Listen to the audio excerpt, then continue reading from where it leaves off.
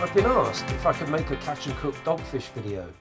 So I'm at a rock mark here that gives me access to a reasonable depth of water where I know I stand a good chance of success. The plan was to get myself set up in daylight, but to fish a rising tide after dark when the dogfish are most likely to show. Dogfish, which is a member of the shark family, the small shark family, is probably considered a nuisance catch by most sea anglers, particularly when targeting other more sought after species, and all you keep catching are dogfish. However, better to catch a dogfish than nothing at all, and they have saved many a session that would otherwise been a blank day. When it comes to eating dogfish, I do take a few for the table, that is if they're big enough, and provided you know how to deal with them, they do make a tasty meal. On a fish and chip shop menu, they are usually listed as rock or rock salmon, and apparently they were given that name years ago, the theory being rock and chips or rock salmon and chips sounds more appealing than dogfish and chips, and as a kid, rock and chips was definitely one of my favourites. The setup is just a 12-foot beach caster, a 6,500C multiplier, which is loaded with 15-pound mono and a 50-pound shock leader with a 5-ounce breakaway lead. I've got a standard pennel pulley rig with mackerel as bait. Dogfish will take just about any bait, but definitely love fish baits and would have no problem detecting the fantastic scent of the mackerel. There is nothing complicated about catching dogfish. Just a matter of getting the bait out there, and it did not take long after dark for a dogfish to detect the bait, indicated by the typical rocking bite on the rod tip, a bite indication you learn to recognise.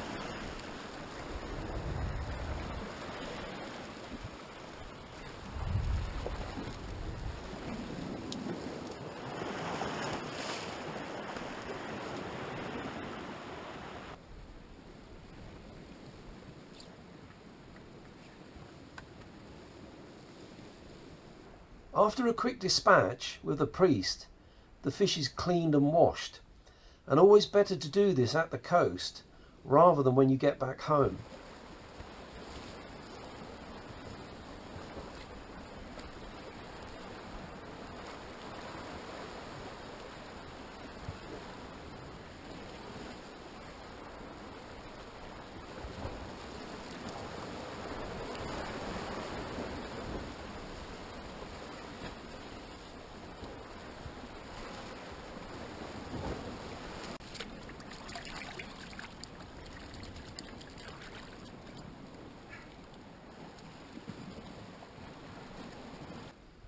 Once you catch a dogfish, more usually follow, but this one was too small and returned.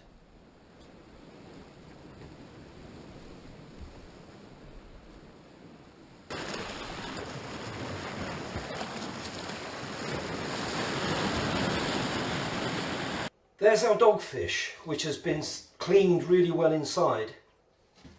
Now the plan is to do rock and chips, but a home version. And the first thing I need to do is probably the hardest in the preparation, and probably what puts many people off eating dogfish, is to skin it. But it does get easier with more experience. The first thing I need to do is remove the fins. So with a really sharp knife, I'm going to start on the top of the fish and just take the fins off. And turn it over.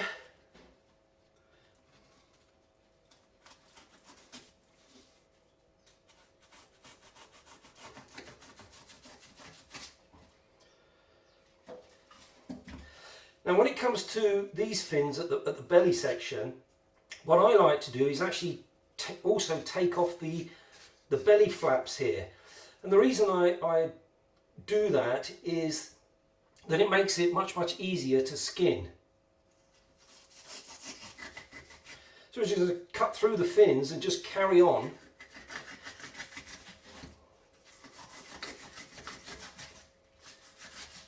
Taking those flaps off. Now these fins I always leave, and again it's just that I find it easier to skin with those fins left on. The next step is we've got to cut just under the skin along the top of the dogfish from the head to the tail, and also from the bottom, from the vent here down to the tail. So as long as you've got a really sharp knife, this is, I won't say it's easy to do, but it makes it a lot easier. So what I like to do is just cut into a soft bit here where you've taken the fin off, and then just run the knife under the skin. Right the way up to the head there.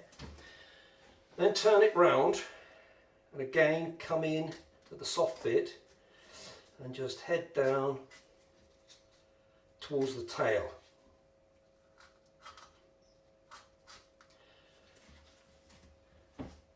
So that's the top done, and now the underside, and again start at the vent there, cut down to where you've taken one of the fins off, and just carry on down to the tail like that. What we've got to do now is actually cut under the skin just below the head here. So what I like to do is just take the knife and just push it down through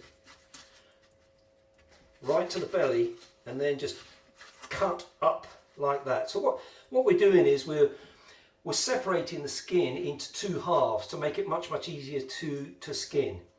But what you've got to make sure you do is that the skin is separated all the way around, that there's no bits like that connected, because if there's bits like that connected, when you come to skin it, it makes it a little bit more difficult. And then the same the other side.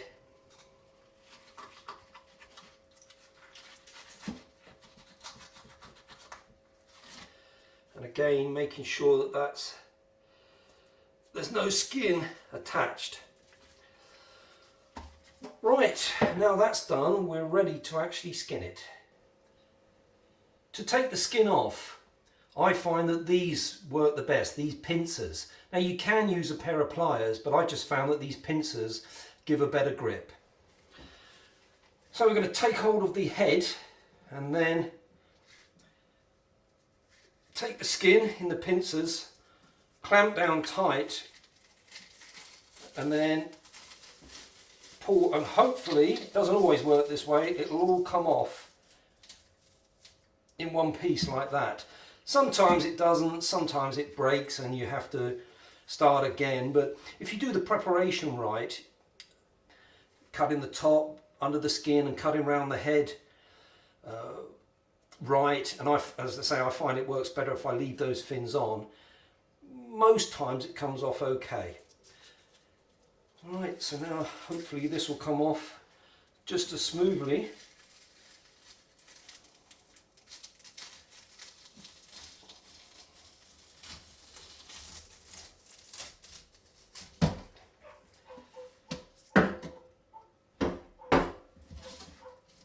That's it. So what I need to do now is just cut the tail off and then just remove the head.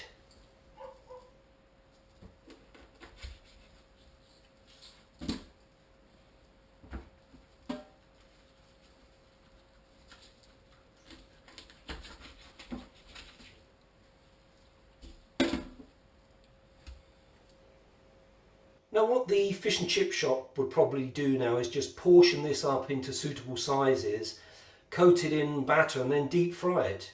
And if you've got a deep fat fryer, that's absolutely fine to do it that way.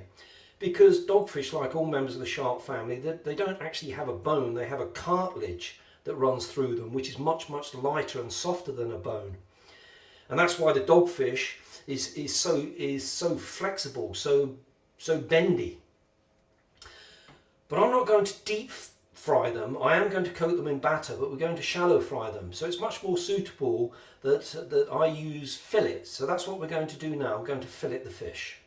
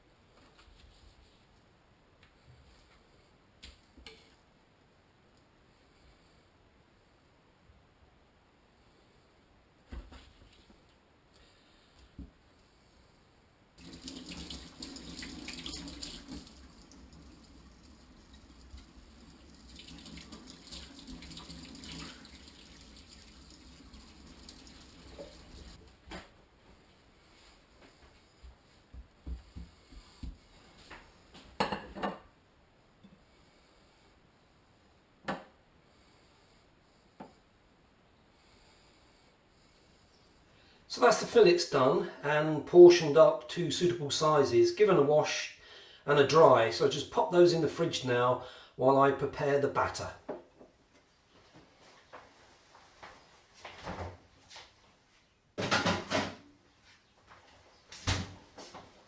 For the batter, I've got 4 ounces of plain flour, a teaspoon of baking powder which has been sieved, a pinch of salt and some freshly ground black pepper. And to mix it up, I've got some beer.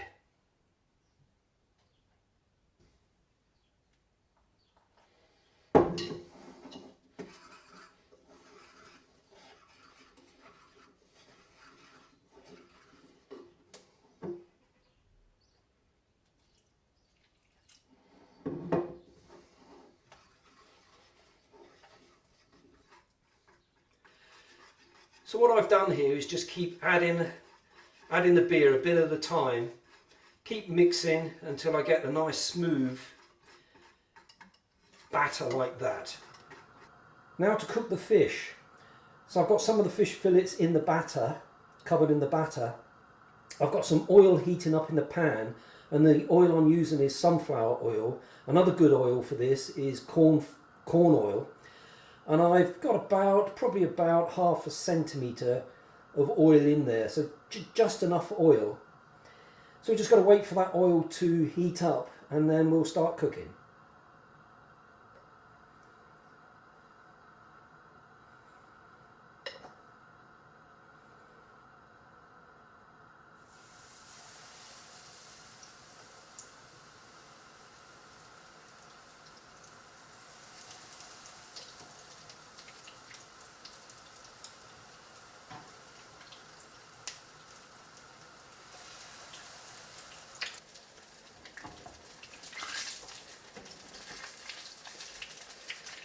So just going to fry those until they're lovely and golden brown like that. So the batter's nice and crispy.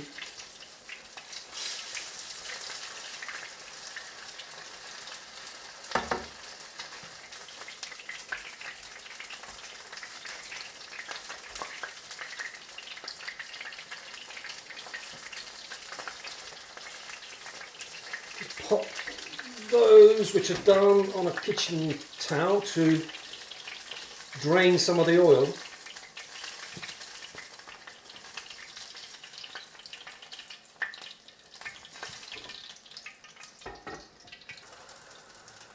Don't they look fantastic?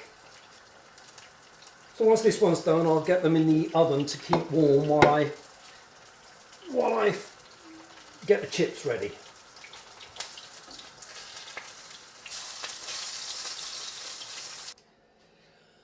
Okay, those are done, so we'll get those in the oven now to keep warm. And this batter mix I really recommend when you're doing shallow frying of fish. It's absolutely fantastic.